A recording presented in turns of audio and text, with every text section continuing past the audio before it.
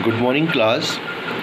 आज का टॉपिक है बेटा राज्य के नीति निर्देशक तत्व। राज्य के नीति निर्देशक तत्व क्या होते हैं कि वो राज्य को चलाने के लिए वो निर्देश हैं जो हमारे राज्य के विकास के लिए बहुत ही ज़्यादा ज़रूरी है कि कैसे हमारे राज्य का संचालन किस तरह से होना चाहिए, किस तरह से हमारे राज्य को चलाया जाना चाहिए। उसमें जो है ये बातें नीति निर्देशक तत्वों के अंतर्गत बताई गई है। इसमें जो है इन्हीं के द्वारा जो है किसी राज्य का जो है आर्थिक, नैतिक और चारित्रिक विकास भी हो सकता है। ठीक है, कहने का मतलब है कि जिस तरह से जो है किसी निर्देशन के अभाव में अगर किसी व्यक्ति को कोई निर्देश न दिया जाए, सही ढंग से उसको जो है गाइड न किया जाए, तो वो व्यक्ति जो है अपने रास्ते पे सही ढंग से नहीं चल पाता है। तो इसीलिए राज्य के लिए भी कुछ गाइडलाइंस हमारे संविधान में बनाई गई है कि राज्य को जो है किस अनुसार चलना चाहिए। तो उन्हीं जो नियमों को जो है जो राज्य के लिए जो है पथ प्रदर्शक के रूप में जो बनाए गए हैं, राज्य को रास्ता दिखाने के लिए बनाए गए हैं कि राज्य को किस तरह से जो है अपना विकास करना है, उन्हीं को जो है नीति निर्देशक तत्व कहते हैं। ठीक है बेटा, तो नीति निर्देशक तत्वों में जो है इनके अलग अलग प्रकार हैं। जैसे सबसे पहले है आर्थिक सुरक्षा संबंधी नीति निर्देशक तत्व। भाई राज्य की जिम्मेदारी है कि वो अपनी प्रजा के लिए, अपने निवासियों के लिए, अपने जनता के लिए जो है आर्थिक विकास से संबंधित कुछ नियम बनाए। जैसे क्या करेगा, आर्थिक सहायता की व्यवस्था करेगा। कैसे कि भाई चलो आपने एक चीज़ नोट की होगी कि जब लोग जो नौकरी से रिटायर्ड हो जाते हैं तो उनको क्या मिलती है, पेंशन मिलती है।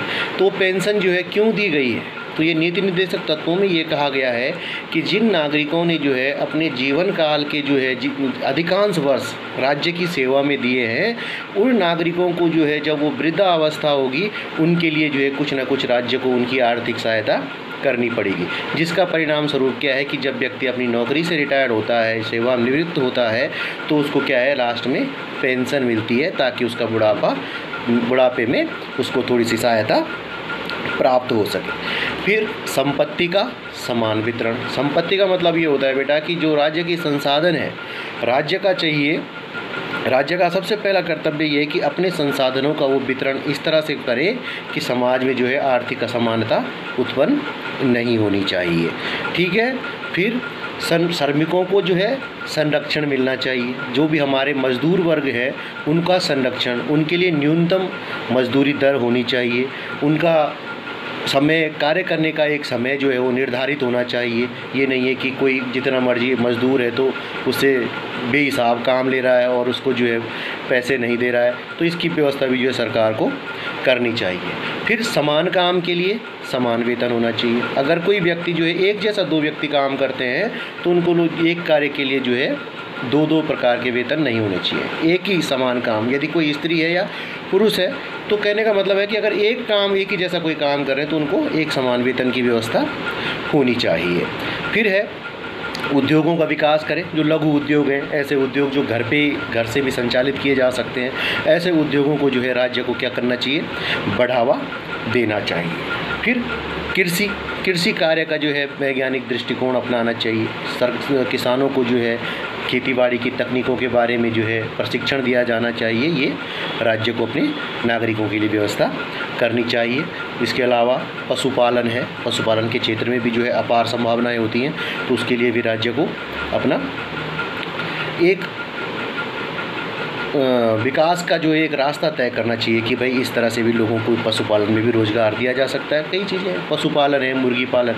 ठीक है बेटा, फिर है अब दूसरा आता है सामाजिक प्रगति संबंधी नीति निर्देशक तत्व। सामाजिक प्रगति क्या होती है कि जिससे जो है हमारा समाज आगे बढ़ सके। इसके लिए राज्य को क्या करना चाहिए कि सबसे पहले जो है अपने राज्य में स्वास्थ्य का विकास करना चाहिए। स्वास्थ्य सेवाओं को जो है आगे बढ़ाना चाहिए ताकि जो है हमारे नागरिकों का जब उत्तम स्वास्थ्य होगा तब जाके जो है वो अपने राज्य के लिए भी अपना योगदान सही ढंग से दे पाएंगे। दूसरा, नारियों का उत्थान। आप देखते हैं कि स्त्रियों को जो है पुरुषों की तुलना में कम महत्व दिया जाता है आज भी, लेकिन राज्य को चाहिए कि वो स्त्रियों के उत्थान के लिए भी जो है कार्यक्रम बनाए ताकि जो है उनको भी बराबरी का दर्जा समाज में मिल सके और स्त्रियों को भी जो है समान काम के लिए जो है समान वेतन की व्यवस्था होनी चाहिए। अगला है राज्य कल्याणकारी राज्य की स्थापना। कहने का मतलब है कि राज्यों का जो अपने नागरिकों के विकास के लिए जो है राज्य को तरह तरह की योजनाएं बनानी चाहिए ताकि उसके नागरिकों का विकास हो सके, उसको अपने नागरिकों को समान अधिकार देना, उनको जो है समान अवसर प्रदान करना, ये राज्य की जो है पहली प्राथमिकता होनी चाहिए। फिर है जैसे पिछड़ी जातियों के उत्थान के लिए भी काम करना चाहिए। राज्य का ये काम है कि अपने यहाँ जो पिछड़ी जाति के लोग हैं या गरीब लोग हैं उनको जो है उनके उत्थान के लिए भी कार्य करें।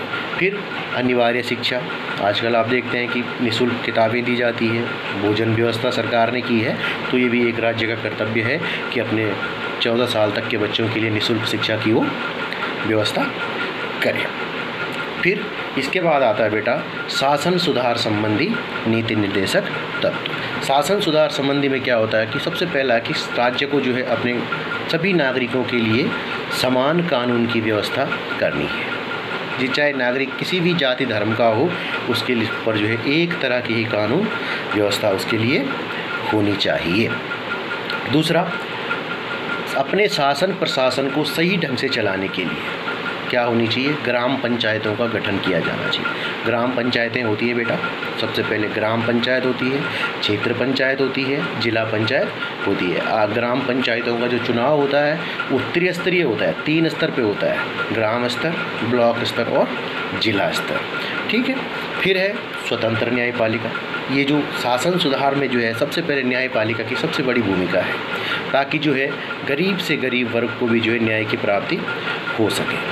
क्यों, अगर सबको जो है एक समान स्वतंत्र न्यायपालिका होगी तो उस पर जो है किसी प्रकार का कोई दबाव नहीं होगा और हर वर्ग को, समाज का पिछड़ा से पिछड़ा वर्ग हो, चाहे उच्च वर्ग हो या निम्न वर्ग हो, सबके लिए एक समान अधिकार, एक समान न्याय की व्यवस्था हो पाएगी। कहने का मतलब है कि राज्य को चाहिए कि वो एक स्वतंत्र न्यायपालिका की व्यवस्था करे जिसके ऊपर किसी का कोई भी किसी प्रकार का दबाव ना हो।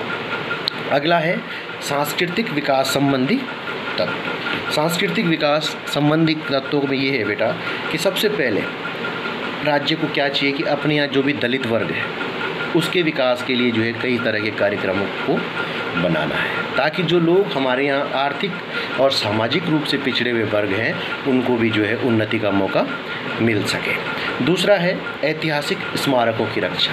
ये जो हमारी संस्कृति के अंतर्गत आता है, संस्कृति जो हमारी जिनसे हमारी पहचान है, तो संस्कृति में हमारी जो प्राचीन इमारतें हैं जैसे हमारे स्मारक हैं, चाहे किले हैं, स्मारक हैं, जो भी हमारी धरोहर है, प्राचीन धरोहर है, सबसे पहले इनका विकास जो उनकी रक्षा करना राज्य का परम कर्तव्य है।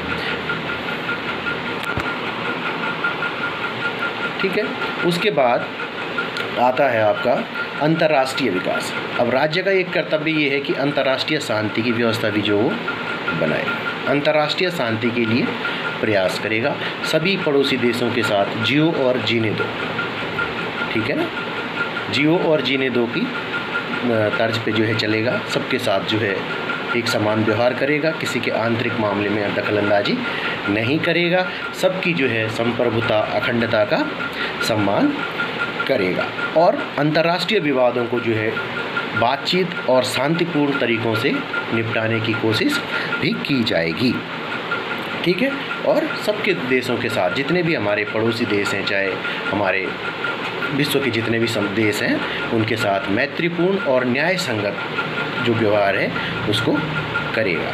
ठीक है। और अंतर्राष्ट्रीय संधियों और नियमों का सही ढंग से पालन भी कर पाएगा। तो ये थे राज्य के नीति निर्देशक तत्व। ये वो गाइडलाइंस होती हैं जिनको जो है राज्य को, अपने राज्य या देश को अपने विकास के लिए, सामाजिक विकास के लिए, राजनीतिक आर्थिक विकास के लिए जो है इनका पालन करना चाहिए।